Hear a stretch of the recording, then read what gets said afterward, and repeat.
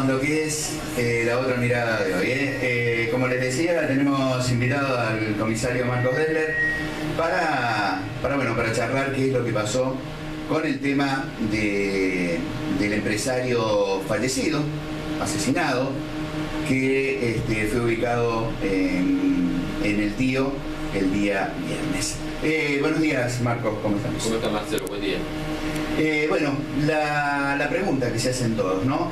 El empresario habría desaparecido el día jueves y la denuncia fue el lunes. Sí. A partir del lunes se comienza con el rastrillaje o pedido de paradero, por lo menos. Sí, el mismo lunes comienza la solicitud de paradero, es decir, que se informa a todas las dependencias policiales y judiciales que en caso de ver a este hombre, que se contacten rápidamente con la dependencia policial o judicial. Y también se realizó una actividad de búsqueda local que se llama en la ciudad, en la zona, familiares, etcétera, etcétera. No hubo resultados ese día lunes, entonces el día martes ya comienza la búsqueda con un operativo centralizado obviamente a cargo de la Fiscalía de Inclusión de Morteros, con personal policial, con bomberos el día martes, ya de manera más completa, más intensa, más exhaustiva, y ya sí el día miércoles comienza ya el operativo grande en el punto cero que denominamos nosotros el punto cero preliminar. El punto cero preliminar era donde teníamos la última activación de la antena del celular de Raúl Rosso, que estaba en cercanías de la localidad del Tío. Allí comienza ya, luego de todas las averiguaciones con resultados negativos, comienza el operativo de búsqueda profundo, y también lo investigativo comienza de manera profunda. ¿En algún momento se les cruzó de que podía tener este desenlace, esta historia, o en un principio se pensó de que podía haber ocurrido lo que ocurrió con este otro chico que había desaparecido? ¿Recordás que trabajaba en Piemonte? Sí. De toda la historia. Yo creo que fue distinto porque tuvimos 4 días, casi 5, en la que no tuvimos contacto con él. Es decir, fueron 5 días vitales para la investigación, en donde evidentemente con casi 5 días uno puede imaginarse un montón de cosas. Y en esas cosas uno lo que no tiene que hacer es subestimar nada. Podía estar en otra ciudad, en otra provincia, en otro país, podría haber terminado como terminó, es decir, eran muchas las hipótesis, pero nada podíamos subestimar. Por el contrario, debíamos profundizar cuáles eran los últimos pasos de él. Y bueno, marcaba claramente que estaba en la localidad del Tío. La ayuda desde la provincia. Sí. ¿Fue inmediata o bueno, tuvieron que hacer algún trámite porque comenzaron con el grupo GERS, sí, que es el grupo del que vos estás a cargo inclusive, sí, y por supuesto con la ayuda de personal policial de la zona?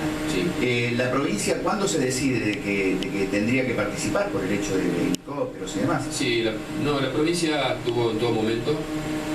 Es más, nos iban consultando, lo hablo policialmente, a través de la jefatura.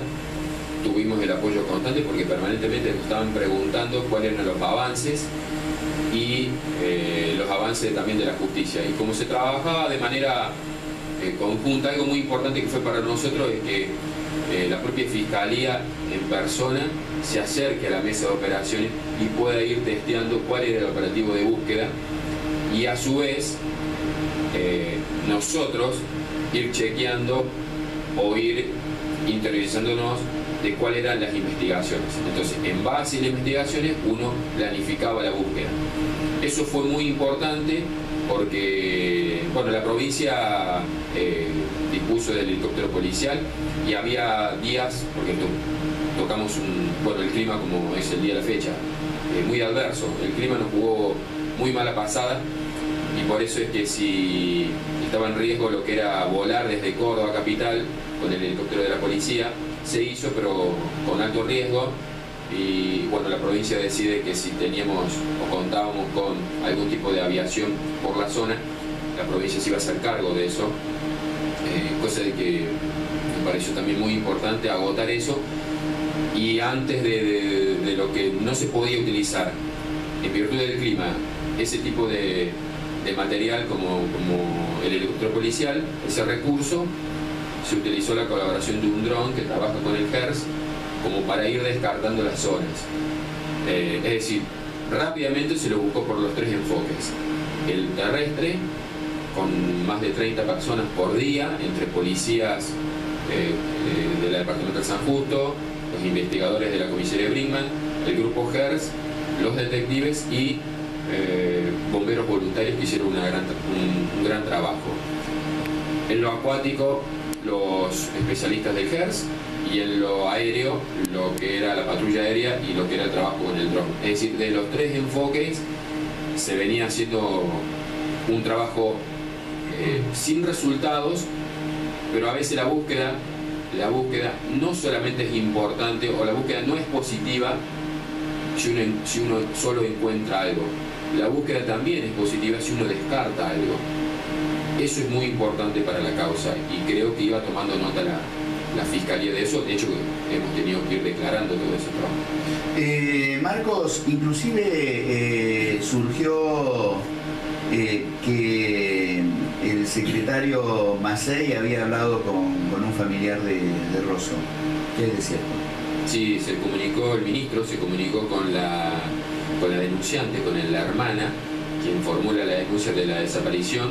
Luego Edith, ella nos transmite que la comunicación en la cual había mantenido, y bueno, nos hizo saber el apoyo, cosa de que hay que decirlo, ¿no? Personalmente y de manera institucional es importante saber que uno, mientras está trabajando, está teniendo el apoyo de la provincia, y bueno, le da cierta tranquilidad porque sabe que en cualquier momento uno puede estar necesitando otro tipo de recursos, que en el interior del interior uno está limitado, y saber que uno cuenta es una gran noticia. A ver, lo importante, si es importante, perdonando la redundancia, para ustedes, imagínate vos para la familia que te esté llamando el ministro y que te esté asegurando los medios y todo lo que se necesita, aparte de ya el trabajo con personal de la misma jefatura de zona. Yo creo que también acá hay que remarcar el trabajo de Roldán, el tuyo, porque vos sos jefe de la comisaría donde se radicó la denuncia, sí, de donde era lo que terminó siendo la víctima después. Y bueno, me parece que es muy importante para todos saber de que la provincia estaba junto a ustedes en este caso. Y alguien más. Yo me parece que hablé en un momento con vos por teléfono, y vos me decías, a veces vos subís al helicóptero y tenés la esperanza de que va a aparecer o la camioneta o algo, y por ahí es como que la esperanza empieza a disiparse porque no te das con nada, y ya habían pasado casi 7 días en ese momento. Sí. A ver, cuando empieza a darse todo como se da, ahí recuperás esperanza y decís, bueno, o sea, acá se esclarece sí o sí, porque ya tenían casi todo cocinado. Sí, es verdad. Uno en las búsquedas se centraliza siempre en lo que uno busca. Y acá buscamos a Raúl Rosso, pero también buscamos la camioneta. Y ya con semejante despliegue, al no tener la camioneta, uno le generaba cierto signo de pregunta. Decir, bueno, ¿dónde está la camioneta? ¿Por qué? Porque por lo menos era lo que se decía, bueno, si no encontramos a Raúl, pero por lo menos encontramos la camioneta o el teléfono. Entonces, de esa manera íbamos a poder llegar más cerca a donde estaba Raúl Rosso. Y la camioneta no aparecía cosa que para nosotros era muy desalentador en esos términos. Por otro lado, sabíamos que teníamos que concentrarnos de manera intensiva sobre las investigaciones, sobre las cámaras, sobre las antenas, sobre los testimonios, sobre los testigos que pudieran llegar a aportar algo. Entonces, trabajar de manera profunda esos datos para ir cotejándolo con otra información, y así fue que una pieza fue ensamblando a la otra, y bueno, ya no recuerdo en qué día le solicitamos a la Fiscalía el allanamiento, el primer allanamiento para la última persona con la que él estuvo, el cliente, y bueno, ya es como que de allí nosotros tomábamos otra dimensión de la causa. O sea, lo determinante en la resolución de la búsqueda estuvo justamente en los instrumentos de los teléfonos, en la investigación de cómo llegaron ustedes al lugar donde estaba Raúl Rosso. Nosotros, en realidad, en primer término, uno descarta la telefonía celular. ¿Cuáles fueron los últimos pasos de Raúl Rosso? Y bueno, las antenas del teléfono de Raúl Rosso nos posicionaban a nosotros en la localidad del Tío. Por eso mucha gente decía, ¿por qué el operativo se centraliza en el Tío? Y sí, porque la antena lo posiciona allí. ¿Qué pasa? Era muy difícil la búsqueda. ¿Por qué? Porque era un teléfono con características 2G. Entonces la búsqueda se centraliza en ángulo. ¿Qué quiere decir esto? Que si yo tengo un teléfono nuevo, me va a tirar el lugar, o me va a arrojar el lugar de búsqueda con una coordenada. Yo voy con la coordenada y ahí en ese lugar tengo que levantar el aparato. Al tener un aparato 2G, no existe una geolocalización. Existe la localización en ángulo, en un ángulo de 63 grados. Estamos hablando, para que la gente entienda, de más de 8 kilómetros de largo por 16 kilómetros de ancho. Usted se imagina, y estamos buscando no a Raúl Rosso, estamos buscando el teléfono. Claro es que si encontramos algún indicio, pero tenía que ser en ese ángulo, al menos por la evidencia científica del teléfono. Eso es un informe que arroja el gabinete técnico y científico de la Policía Judicial. Nos dicen claramente, miren, en este ángulo se muere el teléfono. Entonces, por eso es que la búsqueda era muy compleja, sumado a la geografía, porque en una parte tenemos monte, el propio río Sanaes, y como para que no sea de menos, el clima. No podíamos ingresar a los campos solamente con vehículos doble tracción, muchos vehículos han quedado empantanados, había mucho desgaste de personal, caminar campo traviesa, llegamos a lugares y estaba cerrado. Eso era lo complejo, pero nunca se decidió, bueno, descartamos acá y busquemos en otra zona. Ahora, atendiendo la pregunta, es que luego después, cuando ya teníamos claramente el sospechoso, que desde un primer momento la Fiscalía pone el ojo, por eso es que le practicamos los allanamientos, el secuestro de la camioneta y demás, y los teléfonos celulares. Después tuvimos el posicionamiento de antena del hoy detenido, del cliente. Y el posicionamiento de antena no arrojaba el resultado en su campo. Exacto. Lo arrojaba en un campo que él cada tanto sabía ir a trabajar. Y de hecho que fue el mismo jueves que desaparece Raúl Rosso. Entonces, por eso es que se centraliza la búsqueda en los últimos 2 días se centralizó la búsqueda en ese sector. Pero bueno, en un campo, insisto, desde la localidad del Tío, para que sea una idea, desde la localidad del Tío al campo donde aparece Raúl Rosso solamente hay 15 kilómetros, pero casi 2 horas de viajes. Casi 2 horas de viaje por el tipo de vehículo que tenemos que utilizar, por los caminos donde tenemos que ir, tenemos que alargar muchísimo para llegar a ese tipo de campo. Y después el campo es un campo de maizal, hay una partecita Si bien es bastante limpio, pero bueno, uno llega y no es que dice, bueno, acá está el cuerpo. Y fue de noche, encima. Por ahí trascendió que había alguien de la zona que conocía el lugar, digamos, un vaquiano, alguien, alguien que estuvo participando también. Sí, bueno, gente conocedora de los campos de esa zona nos ayudaron muchísimo.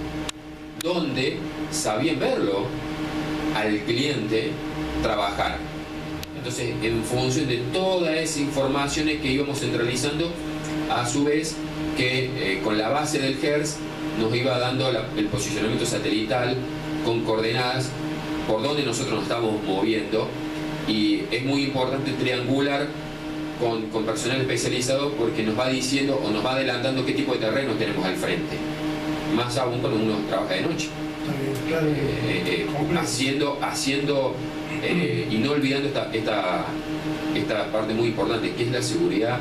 Suena muy egoísta a veces, pero quienes trabajamos en rescate sabemos que mundialmente es así. Primero tengo que autodenominarme la seguridad para mí y para mi gente. No puede ser que la gente que esté participando en un operativo pase a ser parte de un problema. Porque nada es muy lindo que estemos buscando a una persona y tengamos 3 bomberos perdidos, 3 policías perdidos. Marcos, para ir finalizando, porque sabemos que veniste a una reunión y bueno, últimamente la cosa viene bastante difícil para todas las dependencias. El tema de la seguridad es un problema cierto.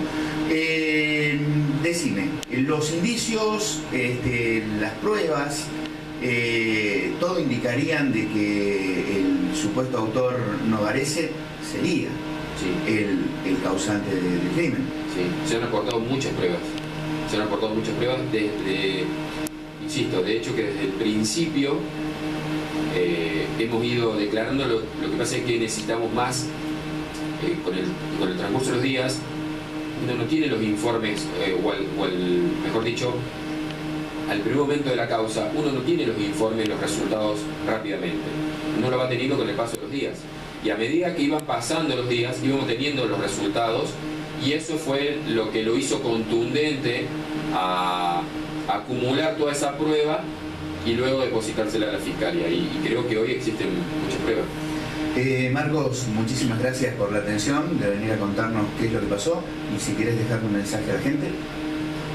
Bueno, el mensaje que dentro de la trágica noticia nosotros que tuvimos que dar a conocer, creo que lo importante es que uno agotó todos los recursos, uno puso todo el esfuerzo, uno puso todo el sacrificio como para que esto llegue a saberse la verdad, más allá del resultado, y creo que eso la gente lo tiene que saber, porque fueron días muy duros en donde uno no tiene que perder el control, pero no es fácil, le digo con absoluta sinceridad, no es fácil, así que los resultados están ahora a la vista, que la causa ya pasó en manos de la Fiscalía. No se cerró la causa, y por decisión de la Fiscalía, por una decisión territorial, pasa a la Fiscalía de la ciudad de Arroyo. Muchísimas gracias. Gracias. Bueno, es muy simple al final. Tuvimos un hecho que hacía muchísimo no se daba, y creo que nunca se dio inclusive en la ciudad de Brinkmann, de un asesinato, y tratamos de dar los detalles lo más claros posible para la gente. Nos estamos viendo en la 4ª entrega de La Otra Mirada.